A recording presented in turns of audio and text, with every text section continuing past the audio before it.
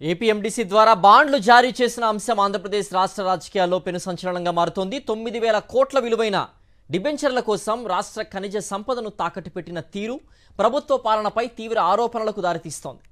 ఇది రాష్ట్ర ఖజానాపై నేరుగా ప్రైవేట్ సంస్థలకు పెత్తనం కల్పించడమేనని విపక్ష వైఎస్ఆర్సీపీ బహిరంగ సవాల్ విసురుతున్న రాష్ట్ర ప్రభుత్వం మౌనం పాటిస్తున్న తీరు ఆశ్చర్యం కలిగిస్తోంది. ఏపీఎండీసీ ద్వారా 2 విడతలుగా 9,000 కోట్ల రూపాయల విలువైన నాన్ కన్వర్టబుల్ డిబెంచర్లు జారీ చేసింది రాష్ట్ర ప్రభుత్వం. అయితే ఈ డీల్ వెనక అసలు కథ మరింత ఘోరంగా ఉంది.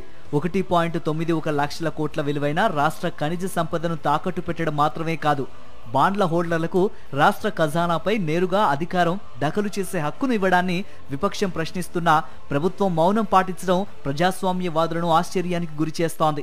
ఇది రాష్ట్ర ఆర్థిక భద్రతను దారుణంగా ప్రభావితం చేసే నిర్ణయం.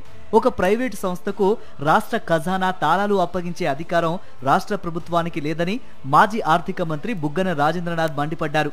అంతేకాదు, ఈ వ్యవహారం హైకోర్టులో పెండింగ్ లో ఉండగానే ఇలా వ్యవహరించడం విరుద్ధమేనని ఆయన ఆరోపిస్తున్నారు. ఏపీఎండీసీ వాళ్లకు సంబంధించిన సంపద ఏదైతే ఉందో ఖనిజ సంపద తాకట్టు పెట్టి 9,000 కోట్లు బాండ్స్ ద్వారా అప్పు చేసేదానికి ఈ రోజు ఇష్యూకి పోవడం జరిగిందన్నమాట. ప్రతి రాష్ట్రానికి కూడా బ్యాంక్ ఖాతా ఎవరి దగ్గర ఉంటుంది? ఆర్బీఐ దగ్గర, రిజర్వ్ బ్యాంక్ ఆఫ్ ఇండియా దగ్గర ఉంటుంది.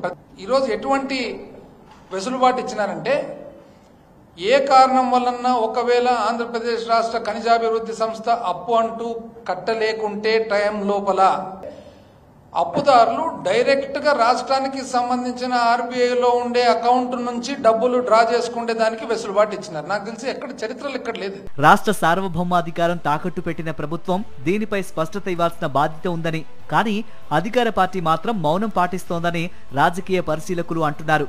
ప్రజల ధనం రక్షించాల్సిన పాలకులు ప్రైవేటుకు తాళాలు ఇవ్వడంపై ప్రజల్లోనూ తీవ్ర ఆగ్రహం వ్యక్తమవుతోంది.